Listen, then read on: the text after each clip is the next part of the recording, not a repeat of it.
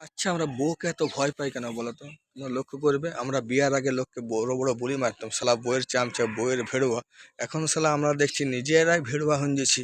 আমরা ওদেরকে একটুকু ভালোবেসে পরে আদর যত্ন করেছি বলে ওরা আমাদের মাথায় চেপে দেয়, দেখবে। আর চাপবে কি না বা কেন, কি জাদু বস করেছে আমিও জানি না বাবা, কি ঘোল খাওয়াচ্ছে না কি খাওয়াচ্ছে। ঠিক আছে, আমার তো শালা মনে হয় কানটা মলে দিবে আমি যদি বইয়ের কথা না শুনে। আমি আগে লোককে দোষ দিতাম, শালা এই বইয়ের কোথায় উঠে বসে, বইয়ের কোথায় নাচে।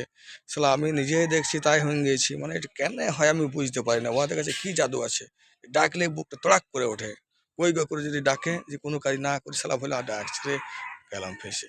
তো এইটুকু কেন হয় আমরা বুঝতে পারি না। ছেলেরা কিন্তু আমরা বস হয়ে যাই, যতই আমরা মস্তান হই, যতই হিরো হই, যতই যা হই, বিয়ের পরে কিন্তু বইয়ের কাছে আমরা জড়ো সড়ো। একবার ভেবে দেখবে বিষয়টাকে নিয়ে, ঠিক আছে? দরকার হলে আমাদেরকে মিটিং করতে হবে, সব বউদিকে ডাকবো, আমরা সবাই থাকবো, যে তোমরা আমাদেরকে ডোরায় রাখো কেন? হ্যাঁ, একটু ভালোবাসা দিয়ে ইয়ে করতে